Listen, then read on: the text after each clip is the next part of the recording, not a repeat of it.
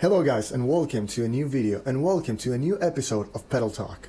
Today we're going to talk about the infamous Boss DS-1 pedal. This is one of the first distortion pedals ever made. It's also Boss's first distortion pedal ever.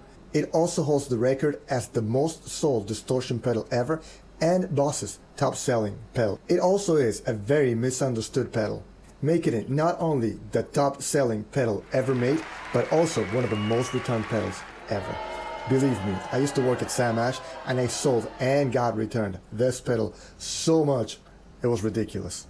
Okay, so here's the deal. This is most people's first real guitar pedal purchase. A lot of guitar players are seduced by the fact that this is actually made out of metal. It's not plastic like some of the Danelectro and Behringer pedals. And also the fact that it's so cheap. I mean, you can find these guys used online for like $20, maybe $30 tops.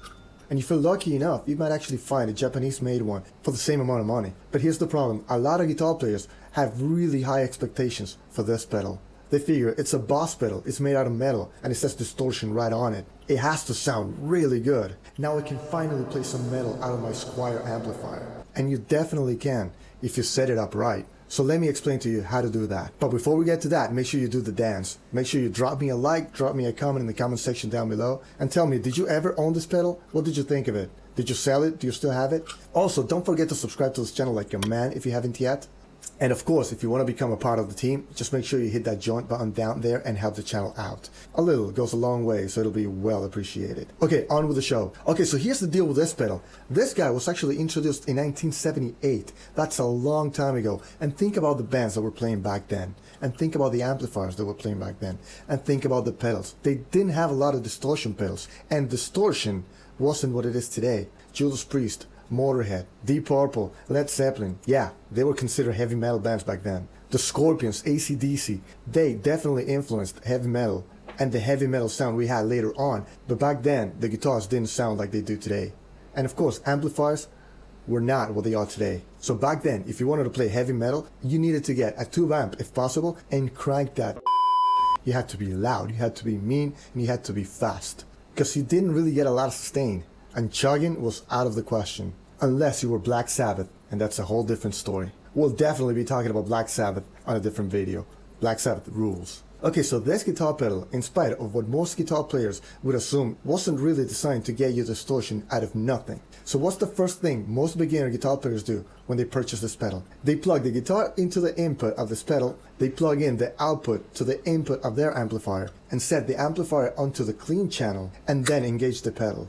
And that is not what it's designed to do. I mean, yeah, I get it. I did the same exact thing when I first started playing, because I had already had some experience with some newer distortion pedals. And of course, El Cheapo multi-effects pedals.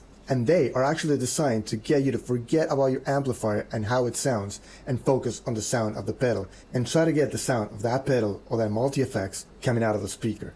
But not this guy. This guy is actually designed to push whatever sound you already have, kind of like a tube screamer. So if you already have some overdrive coming out of your amplifier, this baby is designed to push it over the edge and get you that coveted metal distortion. It is not designed to get you distortion on its own. So let's go check it out. Okay, let's do this. So I have the guitar connected straight into the DS1 and that goes into the amplifier. Right now we're on the clean channel and it sounds like this.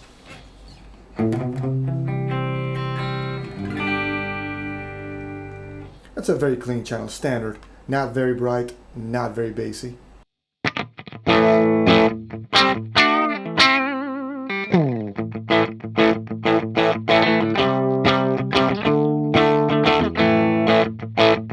No distortion whatsoever. Now let's hear it with the DS1 engaged.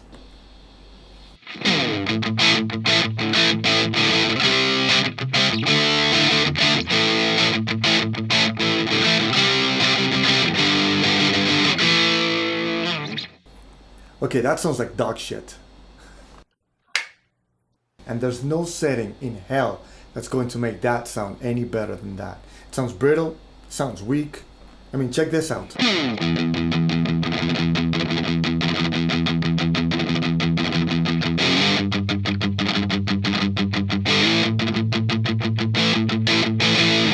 There's no chugging, there's no body, just awful. And if we bring the distortion up,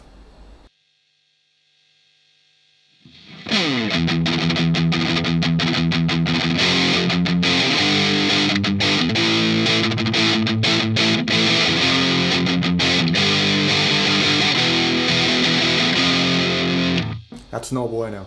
And if we bring it all the way up, it's just gonna get loud.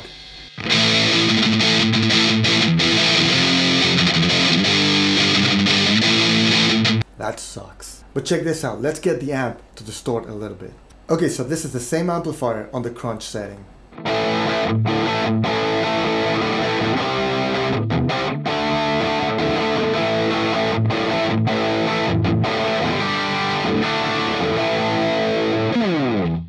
Okay, that sounds good enough. But when we get playing single notes, I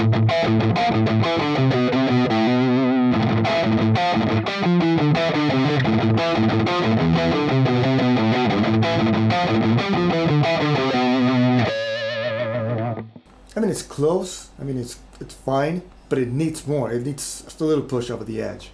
And that's where the DS-1 comes in. I brought back the distortion all the way down to about 10, maybe 11 o'clock. Now let's hear this instead.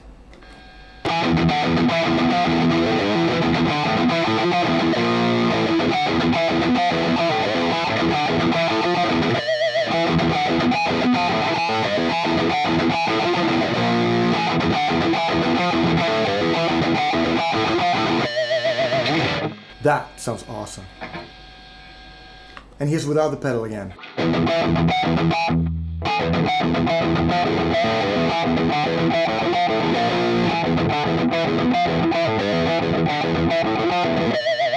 Almost, but not quite there yet. So yeah guys, if you want to get some really awesome distortion right out of the box, this is not the pedal for you. But if you really like your distortion, but you just need a little hair, just a little bit more, this guy might just be enough to push you over the cliff without having to go into a tube screamer or a more expensive pedal. Definitely a great addition to every guitar player's arsenal, but it shouldn't be your only distortion pedal unless you love the distortion that's already coming out of your amplifier. Okay, so I really hope you guys enjoyed the video and you have a better understanding of why this pedal is so popular amongst both beginner and advanced guitar players. You will see this guy on almost every pro guitar player's rig. And you'll think, it's a cheap pedal, why don't they get anything better? And chances are they've been playing this thing forever, and it's just pushing whatever really cool amplifier they're already playing. And also, this thing is built like a tank. And if it ever goes south, which I doubt it will, you can always get a replacement wherever you are in the world. So yeah, props to Boss on that. Okay guys, so please drop me a like, drop me a comment in the comment section down below, and tell me if you found this video useful. Don't forget to subscribe to this channel like a man if you haven't yet. And if you want to buy Pat a cup of coffee, or maybe keep him hydrated with an IPA or two, just hit the joint button down there. It'll be well appreciated. I will see you guys next time. Pat out, metal on, dudes.